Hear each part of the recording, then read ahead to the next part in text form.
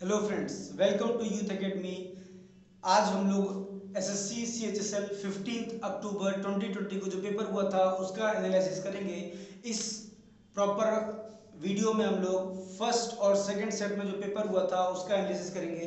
तो बिल्कुल 14 अक्टूबर की तरह हुआ है कि फर्स्ट सेट बहुत ईजी था, थर्ड सेट भी बहुत ईजी था, सेकंड सेट जो था वो मॉडरेट टू इजी था, मॉडरेट नहीं था, मॉडरेट टू इजी था। ठीक है, तो हम लोग सबसे पहले देखते हैं फर्स्ट सेट। ठीक है, एसएससी सीएचएसएल लिख दे रहे हैं आप लोगों के लिए, एसएससी सीएचएसएल 15 अक्टूबर 2020 जो पेपर हुआ था वो कौन सा था हम लोग का बेटा? First set. ठीक है, देखिए जो पहला क्वेश्चन बेटा हम लोग के पास आया था वो ये था, बहुत ज्यादा इजी पेपर हुआ था। आप लोग खुद विश्वास नहीं करेंगे इतना पेपर इजी आ सकता है। लिखा है बेटा, the distance between two parallel equal chords of a circle is 6 centimetre. एक सर्किल है, जो बिल्कुल सेम सवाल कल आया था, बिल्कुल सेम है। ठीक है, बोला गया दोनों पैरेलल हैं, दोनों के बीच में जो डिस्टेंस है बेटा वो 6 सेंटीमीटर की है। ठीक है, चलिए इसके बाद क्या बताया गया था, if the radius of the circle is 5 centimetre then the length of chord. अगर सर्किल के लिए रेडियस जो है वो 5 सेंटीमीटर की है तो इस कॉर्ड की लंबाई बताएं, क्योंकि दोनों इक्वल कॉर्ड है, किसी भी कॉर्ड की लंबाई बताएं। तो बेटा अगर ये सेंटर से आएगी तो ये इक्वल इक्वल डिवाइड होगा, ये भी 3 होगा, ये भी 3 होगा, ये 5 है बेटा, तो ये एक राइट एंगल ट्रायंगल बन गया, क्योंकि जब सेंटर से जोड़ते हैं तो 90 डिग्री का एंगल बनता है। तो 4 3 4 5 हम लोग का ट्रिपलेट होता है। अगर ये आधी 4 है तो पूरी क्या हो जाएगी 8 सेंटीमीटर। आपका आंसर बिल्कुल सेम सवाल है, कल भी बिल्कुल सेम आया था, इसीलिए कह रहे हैं आप डेली डेली जरूर देखा कीजिए। अगला सवाल है बेटा, mark price of an article is 24,500, a discount of 12% was given on the sale of this article, find the selling price of the article। एक वस्तु की चिन्हित कीमत, चिन्हित मतलब बेटा एमआरपी होता है, चिन्हित कीमत 24,500 रुपए है। इस वस्तु की बिक्री पर 12% की छूट दी गई, तो वस्तु की विक्रय मूल्य ज्ञात करें। बेटा 24,500 रुपए इसका एमआरपी है, और जो डिस्काउंट मिलता है बेटा वो एमआरपी पर ही मिलता है। और ये डिस्काउंट बताया गया था बेटा कितने परसेंट का? 12% का। 12% की वैल्यू बेटा 12/100, काटेंगे इसको 12/100 काटेंगे तो 3/25 आ जाएगा, मतलब 25 रुपए की चीज पे 3 रुपए की छूट मिलेगी, तो ये कितने की बिकेगी? 22 रुपए की चीज बिकेगी 25 रुपए की होगी। तो सीधे 22/25 कर दोगे, इसको काट दो बेटा, काटेंगे तो 5 25 25 और 5 चौके 20, 5 9 आ गया, फिर 5 से काटोगे तो 5 कितने जा 5 9 जा 45, 5 8 जा 40, 0। इसको जब गुणा करोगे 8 दूनी 16, 9 दूनी 18 19, तो फिर आ गया बेटा 0 6 9 6 15 9 1 10 11 1 2 21,560 रुपए आपकी सेलिंग प्राइस निकल के आ गई। बहुत सिंपल सवाल।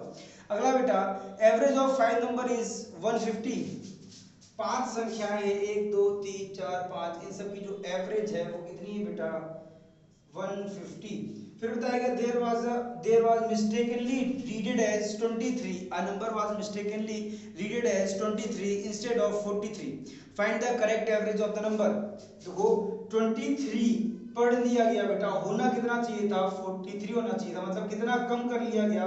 20 कम कर लिया गया बेटा। 20 कम हुआ है और 20 इन सब में बटेगा इक्वल इक्वल इक्वल, तो 5 चीजें हैं, 20 का एवरेज निकाल लेंगे, 5 के बीच में 4 आ जाएगा, इसका मतलब एवरेज भी 4 बढ़ जाएगा बेटा, एवरेज 154 आ गया है। ठीक, करेक्टली। अगला सवाल देखते हैं बेटा, तो अगला सवाल है, a sum of rupees 800 is divided among the three persons A, B and C in the ratio of 2:5:3, find the sum of B and C share। बहुत सिंपल सवाल बेटा, बोला गया 800 रुपए को 3 लोगों के बीच में बांटना है, A B C, जिनका रेशियो भी साफ साफ लिखा गया है। क्या है इनका? 2:5:3, तो 5 3 8 2 10, 10 का मान बेटा 800, तो 1 का मान 80। पूछा गया था कि find the shares of B and C, B और सी के शेयर। बेटा 1 का मान 80 है तो 5 का मान 8 5 जा 40, 400, और 3 का मान 24, 240, बी और सी का आ गया। अगर प्लस पूछा गया होता तो जोड़ देते, माइनस पूछा गया होता तो घटा देते। ठीक, अगला बेटा सिंपल सवाल है, a प्लस बी की वैल्यू 200 है, ए बी की वैल्यू 4 है, तो ए क्यू प्लस बी क्यू की वैल्यू, ये हर पेपर में आ रहा है, तो आगे जो पेपर आने वाले हैं बेटा प्लीज पढ़ के जाइएगा। A cube plus B cube या फिर a cube plus B cube plus c cube minus 3ab वाले फॉर्मूले के ऊपर एक सवाल हर पेपर में आ रहा है, चाहे पेपर इजी आ रहा हो वाला सेट, चाहे टफ आ रहा हो, ठीक है। तो प्लीज पढ़ के जाइएगा बेटा। एक क्वेश्चन है हम लोग का बहुत सिंपल सा, a प्लस बी बराबर 20 है।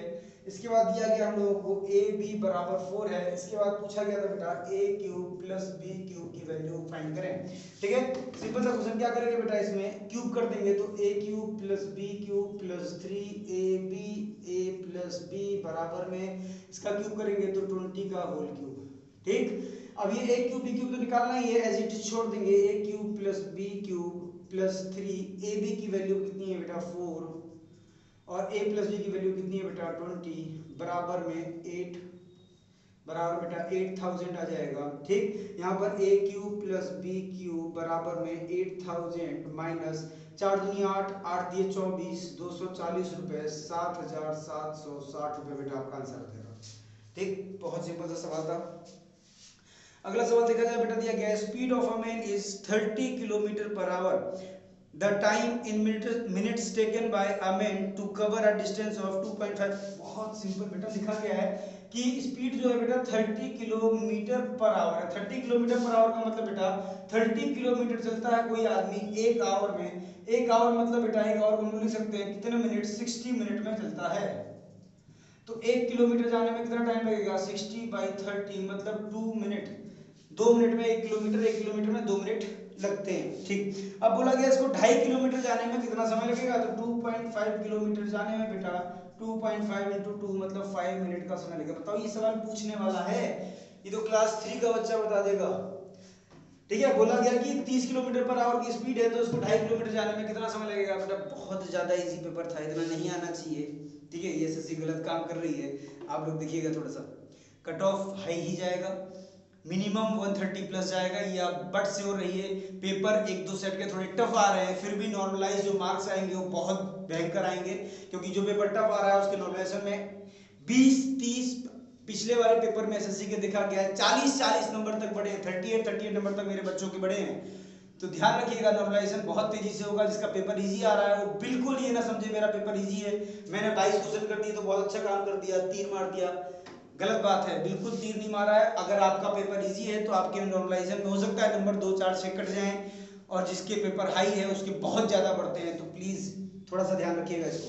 अगला सवाल है ट्रायंगल एबीसी आर लाइज, देखो थोड़ा ये सवाल दिया गया ज्योमेट्री का, उसका ज्योमेट्री में ट्रायंगल का, ये भी देखो एक्सटीरियर एंगल पे बेस्ड है। तो अभी तक हमने जितने भी ट्रायंगल के सवाल देखे हैं जो पेपर में आए हैं सारे एक्सटीरियर एंगल के ऊपर बेस्ड हैं। तो एक्सटीरियर एंगल के ऊपर बेस्ड जितने भी क्वेश्चंस हैं ज्योमेट्री में जो पढ़ाए गए हैं प्लीज पढ़ के जाइएगा उनको। बेटा बोला गया ट्रायंगल है पी क्यू आर, उसके बाद बताया गया R lies on Q S, R lies on Q R, sorry क्या बोला गया है पी क्यू एस है, सॉरी पी क्यू एस। उसके बाद बताया गया R lies on the side Q S, R यहाँ पर कहीं लाई करता है। उसके बाद बोला गया such that P R is equal to R S, P R equal to R S, ये दोनों लाइनें आपस में क्या है, बराबर है। फिर बताया गया Q P S, Q P S मतलब ये पूरा बताया गया बेटा 110 डिग्री का है, ठीक है। उसके बाद बताया गया P R Q, P R Q, P R Q मतलब ये वाला एंगल बताया गया बेटा कितना हम लोग को 70 डिग्री का है, ठीक। चलिए अब पूछा गया P Q S, P Q S बराबर क्या होगा, ये वाला एंगल आपसे पूछा गया क्या आएगा। सिंपल सवाल है, ठीक है, थोड़ा सा ध्यान रखें, एक सेकंड में आंसर निकलने वाला है। बेटा देखो ये एक्सटीरियर एंगल है, ट्रायंगल की बात करें पी आर एस का एक्सटीरियर एंगल ये है, exterior angle equal to sum of two interior angle, क्योंकि ये दोनों साइड है इक्वल है तो ये दोनों एंगल भी इक्वल होंगे। अगर ये 70 है बेटा तो इन दोनों का सम भी 70 होना चाहिए, इसका मतलब आधा आधा 35 इसका होगा और 35 इसका होगा। अगर बेटा ये दोनों 35 हैं, अगर ये साइड हमारे पास 35 है तो ट्रायंगल की बात करें हम लोग पी क्यू एस की, तीनों साइड का सम 180 होना चाहिए। ये 110 दिया हुआ है, ये 35 हम लोगों ने निकाल लिया, तो 180 माइनस 110 माइनस 35 ये एंगल निकल के आ जाएगा। माइनस कर दो बेटा 180 माइनस 145 दैट इज 35 डिग्री, ठीक। चलिए आगे बढ़ते हैं नेक्स्ट क्वेश्चन की तरफ।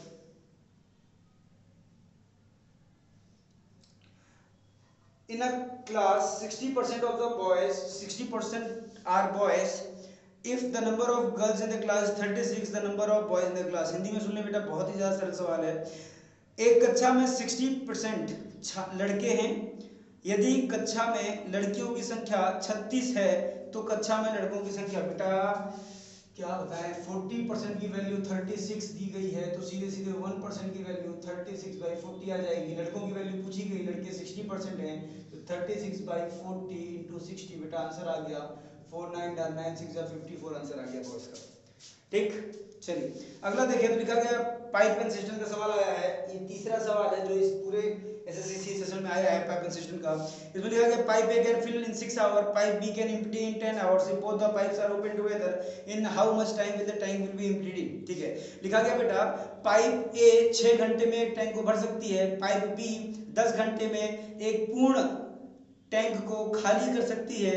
यदि दोनों पाइप एक साथ खोले जाएं तो टंकी कितने समय में खाली हो जाएगी।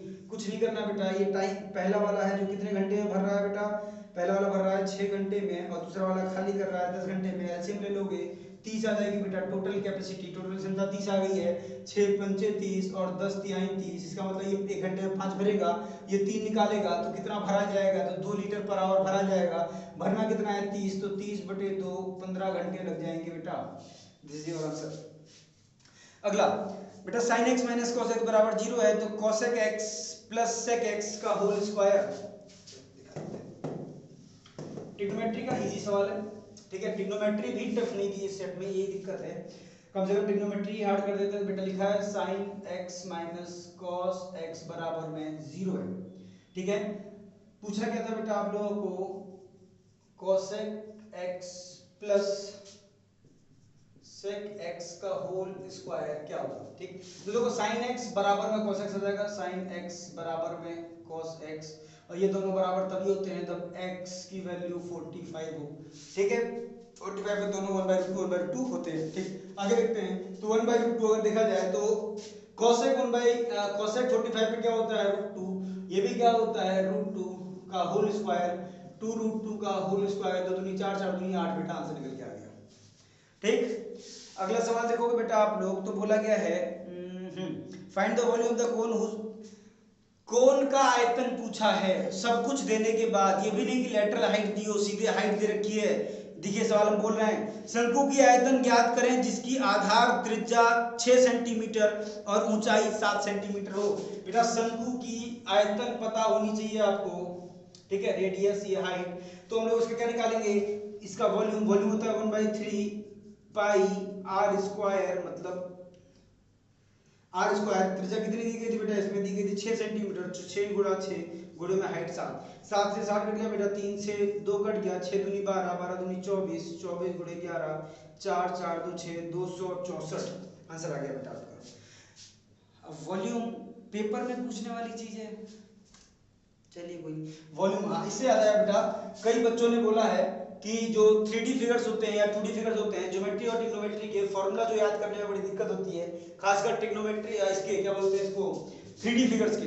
ठीक है, तो अगली क्लास जो होगी, कल की जो क्लास होगी उसमें हम लोग जितने भी फॉर्मूले बनते हैं 3D फिगर्स के, उसके सबके फॉर्मूले डिस्कस कर लेंगे कि फॉर्मूले कैसे याद रखे जाएं। याद रखना नहीं है फॉर्मूला, एकमात्र सूत्र है पूरे वॉल्यूम निकालने का और एकमात्र सूत्र है पूरा surface area, total surface area निकालने का। ठीक है, वो आपको कल क्लास में डिस्क्राइब कर दिया जाएगा।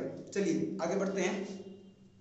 अगला बेटा लिखा गया है नंबर, एक नंबर दिया गया बेटा आपको, बोला गया ये 9 से डिवाइड करता है, तो इसमें वैल्यू निकालें 71293P465। बोला गया ये जो नंबर है ये 9 से डिवाइड होता है, तो 9 से डिवाइड होने के बेटा 9 तो 9 से डिवाइड हो जाएगा, 7 दोनों सबका सम 9 से डिवाइड होना चाहिए, बता चुके हैं हम, दोबारा नहीं बताएंगे। ठीक है, उसके बाद देखेंगे हम लोग बेटा क्या क्या बचा, 1 बचा, 4 बचा, 6 बचा, 5 बचा, तो 6 4 10 5 15 1 16, 16 प्लस p ये जो है ये 9 से डिवाइड होने वाली संख्या होनी चाहिए, तो क्या होती है 18, p की वैल्यू बेटा 2 आ गई, सवाल खत्म। अगला ABC exterior angle C is इतना, तो फिर से एक्सटीरियर एंगल के ऊपर सवाल आया है। एक्सटीरियर एंगल आप लोग बेटा प्लीज पढ़ के जाइएगा, नहीं तो बहुत दिक्कत होने वाली है। एक्सटीरियर एंगल से एक ही सेट में 2-2 सवाल, और क्या चाहिए आपको बताइए। फ्री के 4 नंबर मिल रहे हैं, फ्री के 4 नंबर। देखिए क्या लिखा गया बेटा, एक ट्रायंगल है ABC, C का जो एक्सटीरियर एंगल है इसकी वैल्यू दे रखी है बेटा हम लोगों को 118 डिग्री, उसके बाद बोला गया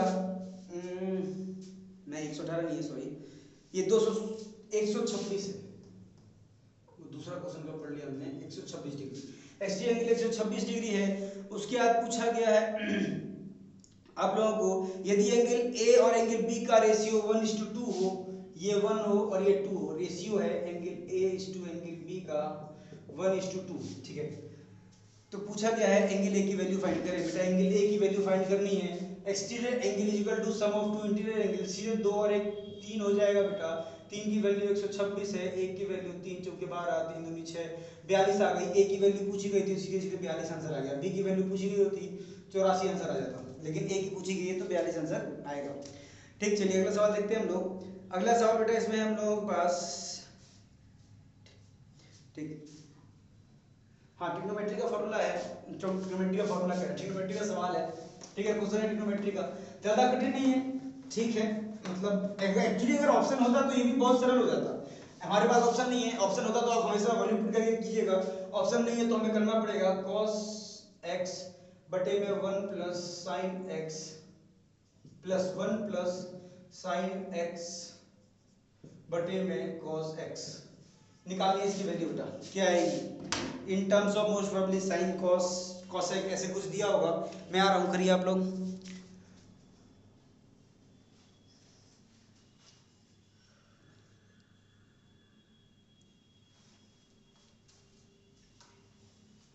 किया।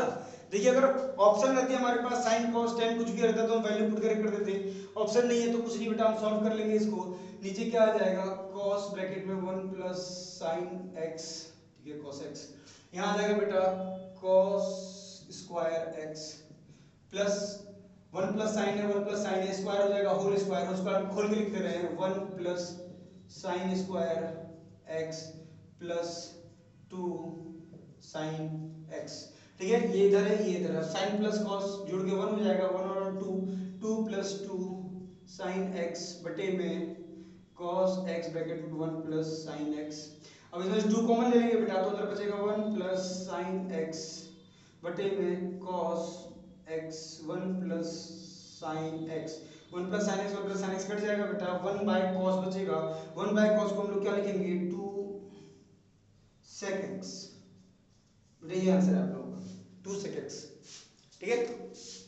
चलिए आगे बढ़ते हैं हम लोग।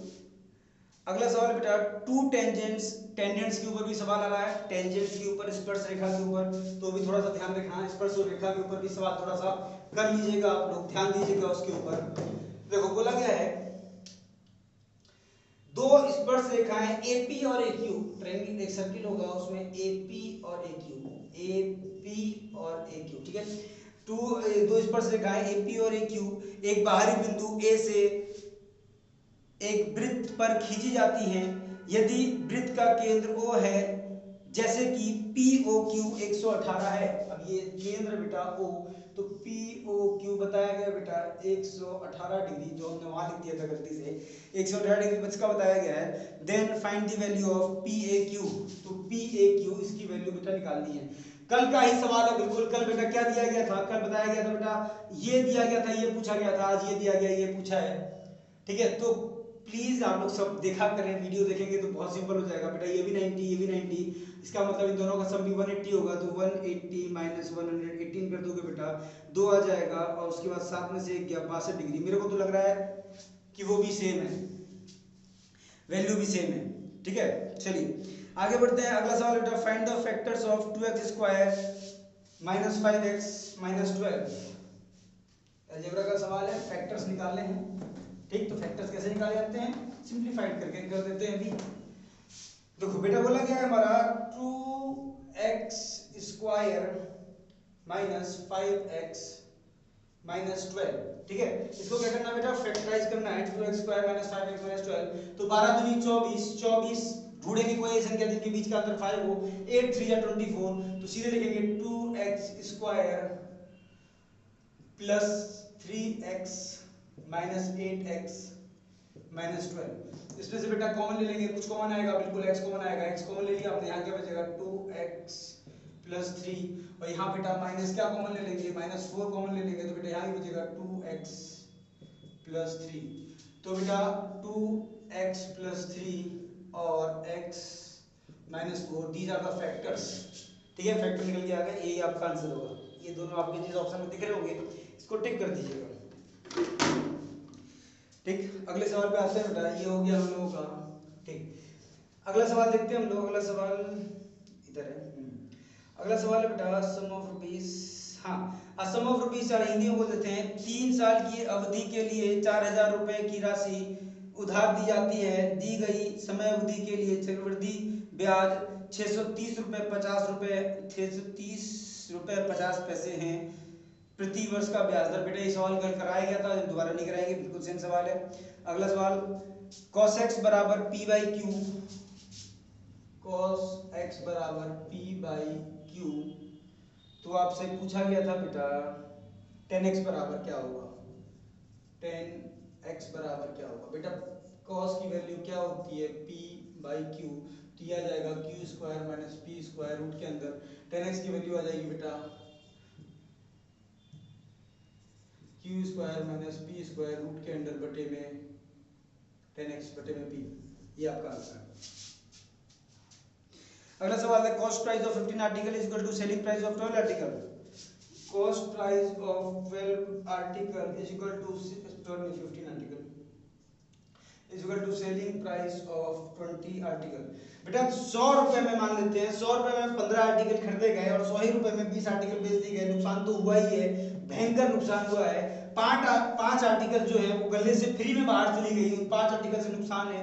कितनी आर्टिकल दुकान से बाहर गई? 20। 5/20 गुणे में 100, 5 चौके 20, 4 25, 25% का बेटा ये लॉस आएगा, बड़ा बड़ा लॉस।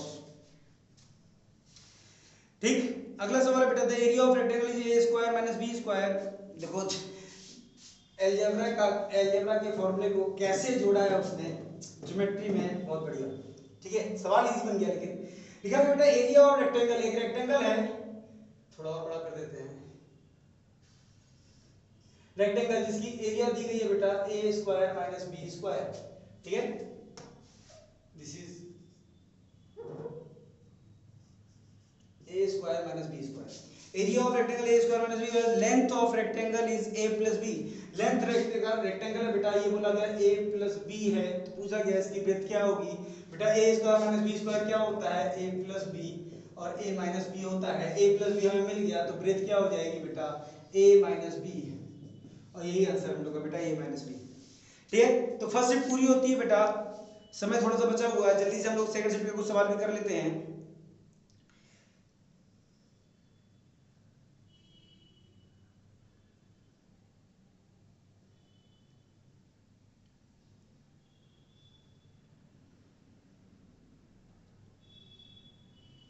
हाँ, इससे बेटा सवाल है a student multiply a number by 4/3 instead of 3/4। अच्छा सवाल है, मतलब सवाल अच्छा नहीं है, सवाल तो इजी है लेकिन कंफ्यूज किया जा सकता है। हिंदी में पढ़ के बताते हैं आप लोगों को। एक छात्र ने 3/4 के बजाय एक संख्या को 4/3 से गुणा कर दिया। इस गलती के कारण परिणाम आई त्रुटि का पता लगाएं प्रतिशत में। ठीक है, देखो तो हम क्या करते हैं बेटा, हमेशा बोला गया 4 किससे गुणा करना, 4/3 से गुणा करना था, लेकिन किससे गुणा कर दिया?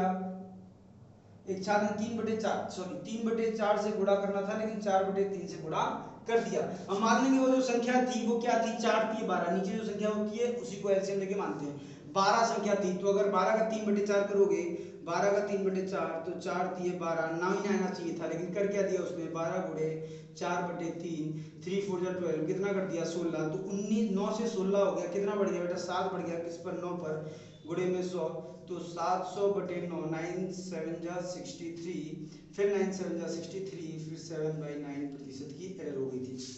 ठीक, चलिए आगे बढ़ते हैं। अगला है आप पर्सन, हिंदी में पढ़ देते हैं। हिंदी में बेटा 64 किलोमीटर प्रति घंटे की गति से यात्रा करके एक व्यक्ति 40 मिनट की निश्चित गंतव्य तक पहुंचता है। यदि वह 30 मिनट में अपने गंतव्य तक पहुंचना चाहता है तो उसकी गति किलोमीटर प्रति घंटे में क्या होगी? बेटा 64 किलोमीटर प्रति घंटे से जाता है।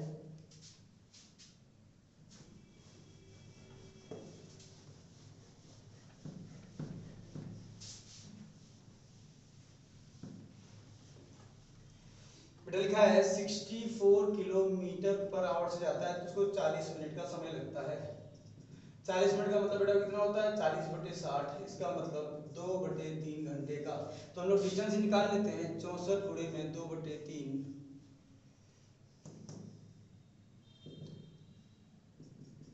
128/3 किलोमीटर। ठीक है। अब बोल रहा है इसी डिस्टेंस को वो कितने देर में तय करना चाहता है, 30 मिनट में, मतलब आधे घंटे में। इसी डिस्टेंस को अगर आधे घंटे में समय करना है तो टाइम आधे घंटे में करना है तो स्पीड क्या होनी चाहिए, speed equal to distance upon time. Distance बेटा 128/3 है। अगर वो आधे घंटे में तय करना चाहता है 1/2 कर देंगे इसको, तो 128 गुणे 2/3 कर देंगे तो ये 8 दूनी 16, 2 3 4 1 5 और 256/3 कर देंगे। 8 3 जा 24, 8 5 15, 85 से 1/6 नहीं 3 किलोमीटर पर आवर की स्पीड आ जाएगी बेटा। ठीक,